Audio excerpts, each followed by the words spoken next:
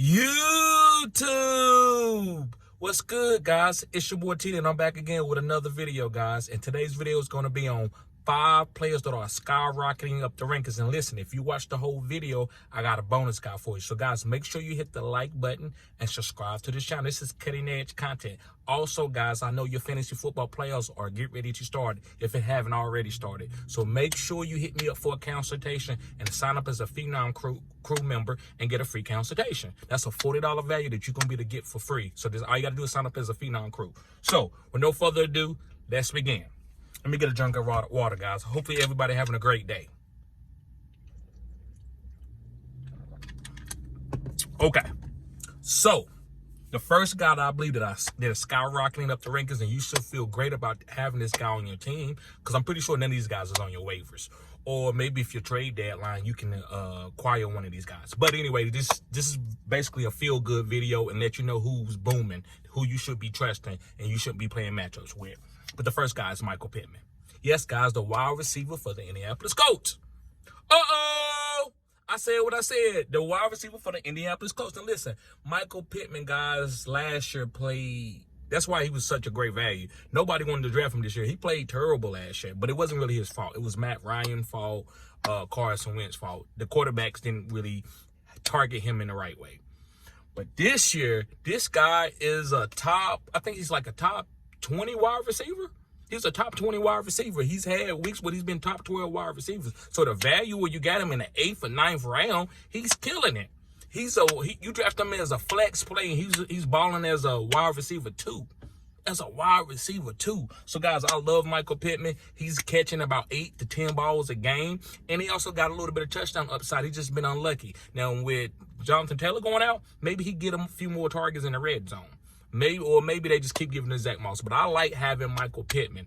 I think Gardner Minshew is a really good quarterback for Michael Pittman. So feel great about Michael Pittman, guys. Feel great. Also, guys, for next year, this guy got to move up a little bit on your list. You got to pick this guy up. This guy's balling out. All right, let's go on, guys. The next guy's going to be a quarterback. This guy, everybody was worried about. Hey, man, they got rid of Aaron Rodgers, and this guy looked terrible in a couple of games. And you know who I'm talking about? It's Jordan Love from the Green Bay Packers. People junked about Jordan Love. Now, some guys thought that he would be good. And we was like, there's no way that Green Bay Lightning can strike 3 times in a row. It can strike twice, but not 3 times. They can't hit with Brett Favre and Aaron Rodgers and Jordan Love.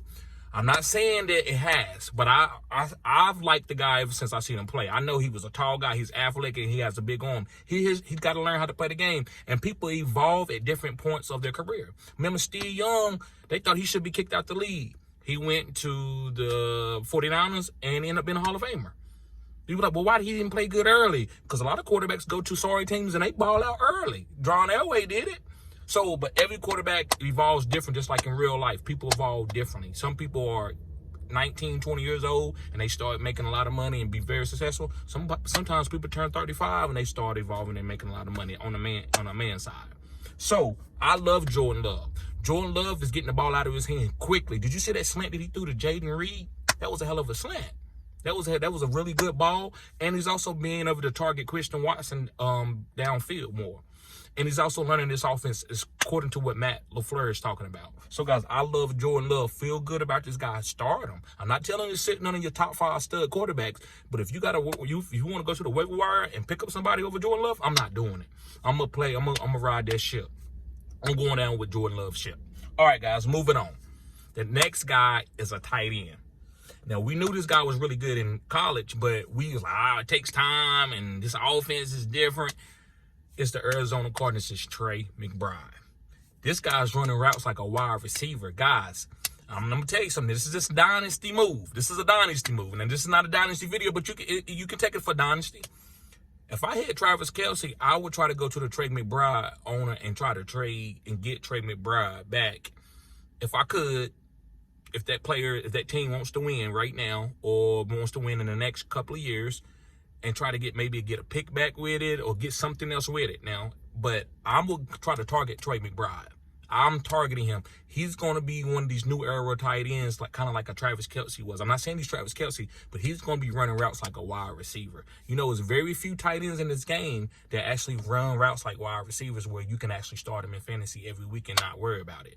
Trey McBride is going to be one of these guys. He's going to be Kyler, if they keep Kyler, one of his favorite targets. So, guys, I love Trey McBride. Pick him up. Start them every week. Don't worry about streaming anybody over. Now, I know a lot of you might have 3 great tight ends. I have a lot of my subscribers. They're like, man, who should I play? They got Trey McBride. They got Pat Freiermuth. They got another elite guy. Try to trade somebody. Don't play that matchup. Just ride out with a tight end and call it a day. And if you got Travis Kelce, you know, you're not going to do that with Travis, so don't do that with Trey. I'm not saying Trey is Travis, but you got to give him room to grow. You can't match him up every week because you're not going to really get his boom games. So play Trey McBride, guys. Really good. Look at his route running, his average depth of target. It's elite like a wide receiver. So let's move on, guys. The next guy's a running back. And a lot of people drafted this guy in the first round, and they kind of got sad, and then they started blaming the coach. It's Bijan Robinson from the Atlanta Falcons. Bijan Robinson from the Atlanta Falcons, guys. Uh-oh! I said what I said. Bijan Robinson, guys, people doubted him after they thought he was going to be booming, but you got to go down with the ship with this type of guy. You knew Arthur Smith, all he had to do was get a guy targets. It wasn't like he was getting stuff and he was looking terrible. It was just he wasn't getting that many targets. Now, listen, I don't know what Arthur Smith was thinking. He could have been thinking, listen, I'm not going to wear Bijan out. I'm saving him for the stretch. Or he could have been like, well, I don't need to use Bijan like that. I just use him at certain times of the game. We have a great team, and we just give it to Algier. We give it to Bijan. We give it to Cordell Patterson. We give it to Drake London. If he thought that, then you're not that great of a coach. That's just me. And I'm not saying you need to wear this guy down. I understand letting Algier get about 150, maybe even close to 200 carries if you're a heavy run team. But not giving Bijan goal line carries? Bijan should have 12 touchdowns right now. Like a Jahmyr Gibbs. Use him around goal line, and then some third yardage, third and goal, not third and goal, but like 3rd and 2 on a 50-yard line. Put Tyler in there.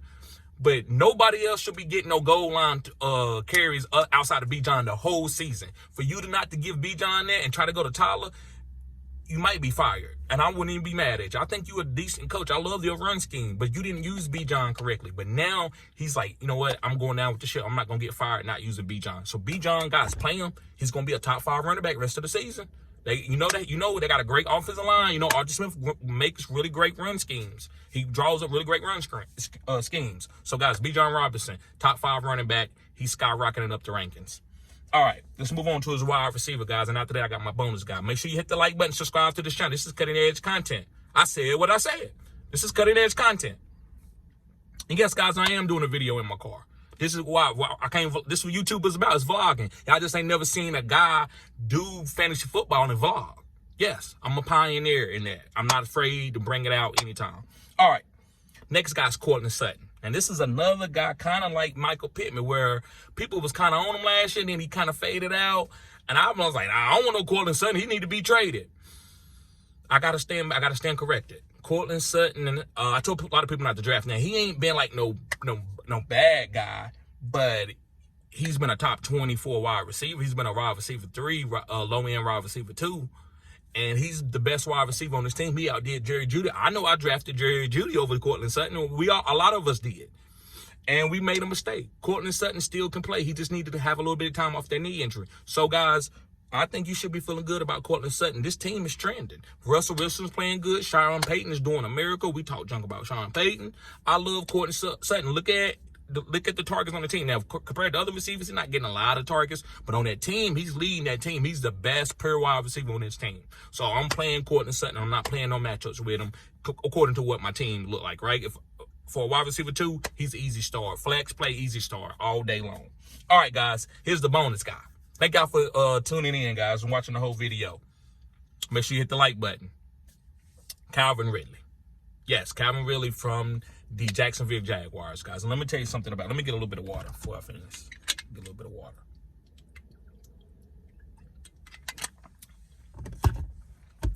I didn't draft Calvin Ridley in the first 3 rounds. Now, if he fell to me like in the 4th or 5th, I don't even think I got any Calvin Ridley. I might have got him in some best ball leagues. But I didn't draft a lot of Calvin Ridley because I didn't want to depend on him in this type of offense to be some type of true alpha, like a Jamar Chase. A lot of people thought he could give you not Jamar Chase numbers, but be targeted like that.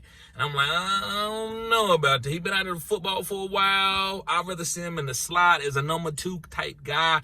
And I think he could boom that way and be a top 12 guy. But as far as him being an alpha and getting 15 targets a game, that's not his game. And he came out first week and he balled. And I think he even maybe balled the second week. And after that, he started dudding people.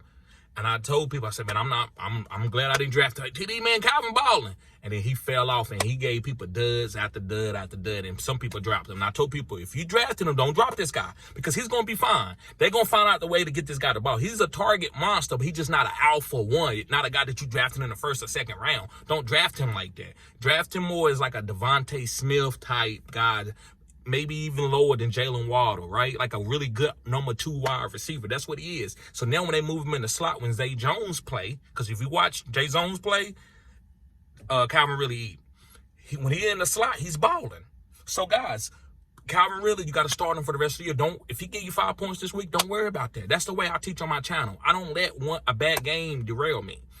You know, sometimes I lose that way, and I'm okay with that. But I'm not going to miss no boom games. So I usually, man, my start percentage is great on Sleeper Out. Why? Because I play my guys. I played Christian Watson. Man, I played Christian Watson when he was giving me 3 points, 2 points. And then I got a lot of that boom. And some leagues I didn't start him because I had better players. But a lot of my leagues, I still started Christian Watson. And Calvin Ridley is a guy, you got to start him, especially where you draft him. Now, if you drafted a guy in the 6th, 7th round, you ain't got to start him because they're not going to really hurt your team. You got other players. But if you drafted a guy in the 1st, 2nd, 3rd round and he's getting the volume, you have to start him. If they targeting him as a number 1 or an alpha guy, you got to play him. So, guys, thank y'all for tuning in to Fantasy Good Sports. Make sure you hit the like button and subscribe to this channel. This is cutting-edge content.